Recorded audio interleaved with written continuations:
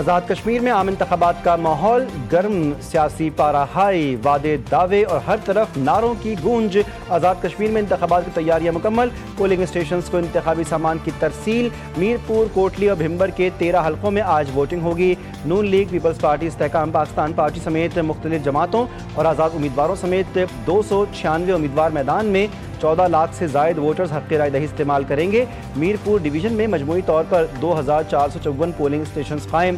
اہل 7 بھمبر 3 سے چودھری طارق اور انور الحق مد مقابل، اہل میرپور 1 سے اظہر صادق اور افسر شاہد آمنے سامنے، اہل 2 میرپور 2 سے چودھری قاسم اور عظیم بخش میں مقابلہ ہوگا، اہل 10 کوٹلی 3 سے چودھری یاسین اور فتح محمود مد مقابل۔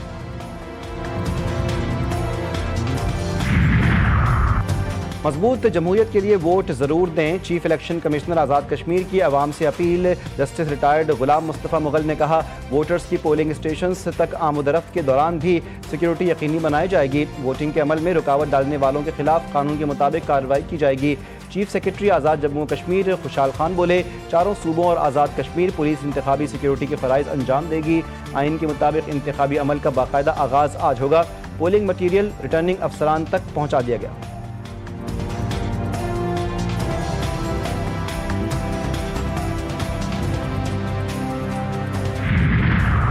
میاں صاحب برا نہ مانیں، مگر کشمیر ہو یا کشمور، میرپور ہو یا میرپور خاص، ان کے صرف نام نہیں ملتے، ان کا مزاج بھی ملتا ہے، ان کا غیرت بھی ملتی ہے اور اپنے حق کے لیے کھڑے ہونے کا حوصلہ بھی ملتا ہے۔ کشمور ہو یا کشمیر، کوئی اپنے حق پر کسی کو ڈاکہ نہیں ڈالنے دے گا۔ چیئرمین پیپلز پارٹی بلاول بھٹو کی گھن گرج، نون لیگ پر تنقید کی، عوام کے ٹیکس کے پیسوں کی بسیں کسی کی جانب سے عوام کو تحفہ نہیں ہو سکتا۔ بلاول بھٹو نے عوام سے آزاد کشمیر انتخابات میں پیپلز پارٹی کو ووٹ دینے کی اپیل کی۔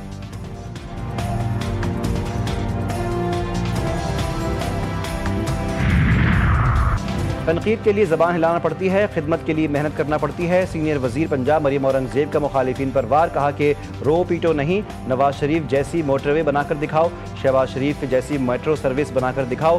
آج مظفر آباد کی سڑکوں پر گرین بسیں چل رہی ہیں۔ 18 ماہ میں مریم نواز نے 2 لاکھ لوگوں کو اپنا گھر، اپنی چھت دی۔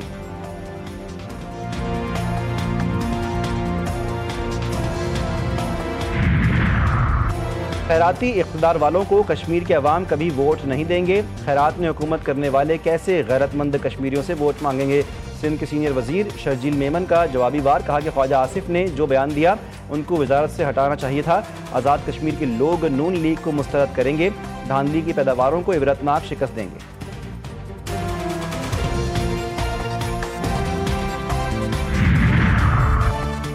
آزاد کشمیر جیسے خوبصورت ترین خطے کی محرومیوں کو دیکھ کے افسوس ہوتا ہے۔ متعدد سیاسی جماعتیں بارہا ووٹ لے کر عوام سے جھوٹے وعدے کرتی رہیں۔ استحکام پاکستان پارٹی کے صدر عبدالعلیم خان نے کہا، ووٹ امانت ہے، کشمیری عوام سوچ سمجھ کر اپنے مستقبل کا فیصلہ کریں۔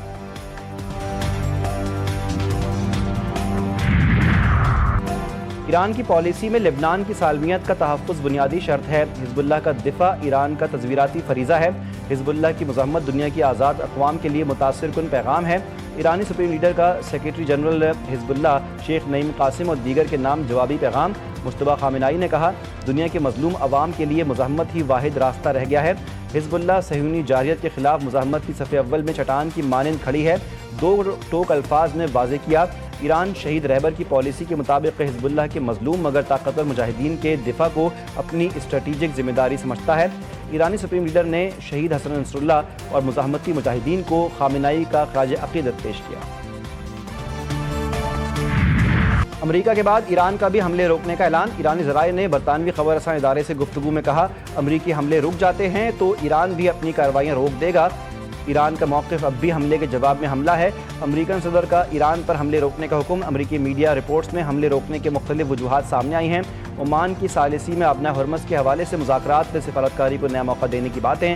صدر ٹرمپ نے کہا کہ موجودہ کارروائیوں سے ایران پر بڑی حد تک دباؤ ڈالا جا چکا ہے، مزید بڑے پیمانے پر جنگ میں الجھے بغیر سفارتکاری کو موقع دینا زیادہ مناسب ہوگا۔ ایرانی بحری جہاز پر یوکرینی حملے کو بغیر جواب کے نہیں چھوڑا جا سکتا۔ ایرانی وزیر خارجہ عباس عراقچی کا واضح پیغام، کہا کہ زیلنسکی نے ایرانی کمرشل جہاز پر حملہ کروایا، ایرانی کمرشل جہاز پر یوکرینی حملے میں جہاز کا ایک ملح جاں بحق ہوا۔ یورپی یونین رہنما کایا کلاس اور روسی وزیر خارجہ سرگئی لاروف سے ٹیلی فون پر بات کی۔ واضح کر دیا کہ ایرانی بحری جہاز پر یوکرینی حملہ رد عمل کے بغیر نہیں رہے گا۔ امریکہ ایران کو کمزور کرنے اور ابنۂ ہرمز میں اپنے اہداف حاصل کرنے میں ناکام رہا۔ ایران کی فوج کے ترجمان جنرل ابوالفضل شکارچی نے کہا، امریکہ کے لیے صورتحال ناموافق ہو چکی ہے۔ امریکہ کی جانب سے جنگ کا خاتمہ صہیونیوں کی اجازت سے مشروط ہے۔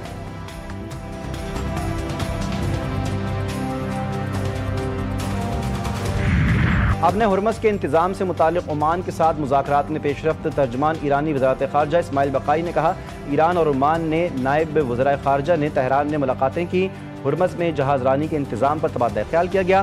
مذاکرات مفید رہے اور ان میں پیش رفت ہوئی۔ دونوں ملکوں کے درمیان تکنیکی اور سیاسی مشاورت بھی جاری ہے۔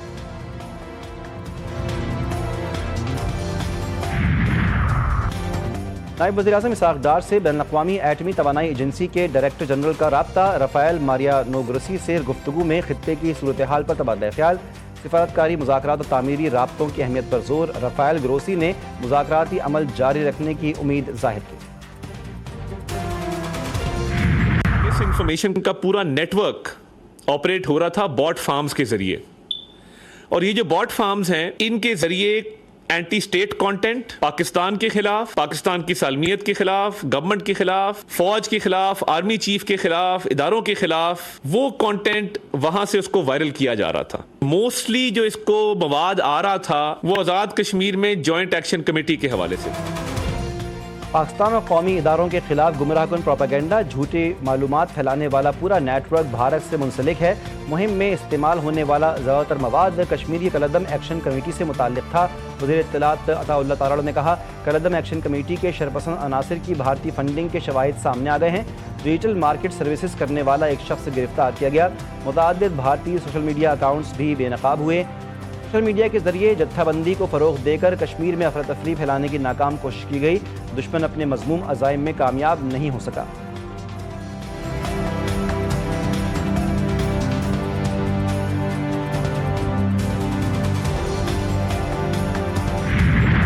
گودی میڈیا کی اصلیت بھارتی طلبہ نے بے نقاب کر دی۔ کاکروچ جنتا پارٹی کے احتجاج کے دوران بھارتی طلبہ نیہا بورا نے کہا، جو ظلم و ستم کشمیر میں ہو رہے تھے وہ نئی دہلی تک پہنچ گئے ہیں۔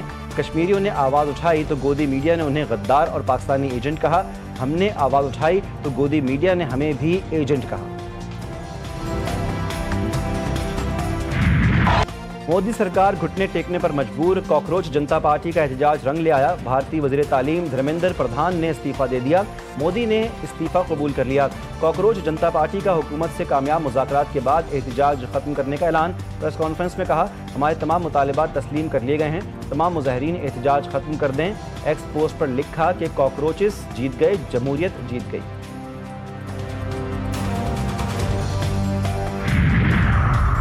جب کراچی والے کھڑے ہو جائیں تو بڑے بڑے طوفانوں کا رخ تبدیل کر دیتے ہیں۔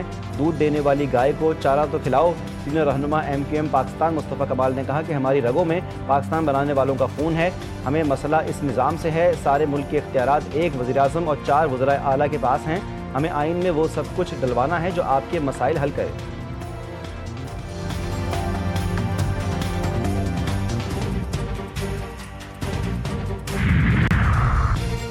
سندھ کبھی تقسیم نہیں ہو سکتا۔ ہمارے دوست نئے صوبے کا شوہر چھوڑتے رہتے ہیں، ہم ان کی باتوں کو سیریس نہیں لیتے۔ وزیر بلدیات سید ناصر حسین شاہ نے کہا، کراچی پر مگرمچھ کے آنسو بہانے والے بتائیں کہ انہوں نے کراچی کے لیے کیا کیا۔ کراچی کی ترقی کے لیے اگر کسی نے کام کیا ہے تو صرف پیپلز پارٹی نے کیا ہے۔ مرتضی وہاب نے کراچی میں منور چورنگی انڈر پاس کی افتتاحی تقریب کے دوران گفتگو میں کہا، ڈسکو بیکری پر شکایات تھیں، اسی لیے پل بنانے کا فیصلہ کیا، مگر جماعت اسلامی کے ٹاؤن چیئرمین نے کہا کہ پل نہ بنائیں تو ہم نے روک دیا۔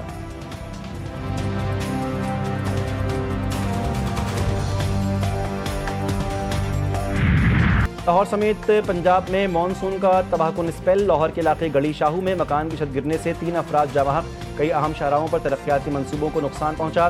مختلف مقامات پر گہرے گڑھے پڑ گئے۔ انتظامیہ کے مطابق صوبے میں سب سے زیادہ بارش گجرانوالہ اور راولپنڈی ڈویژن میں ریکارڈ کی گئی۔ دریائے راوی میں قطب شاہانہ کے مقام پر نچلے درجے کا سیلاب، 50,000 کیوسک سے زائد پانی کا ریلا۔ انتظامیہ کی دریائے قریب آبادیوں کو نقل مکانی کی ہدایت 26 جون سے 26 جولائی تک ملک بھر میں جاں بحق افراد کی تعداد 107 ہو گئی. NDMA نے رپورٹ جاری کر دی.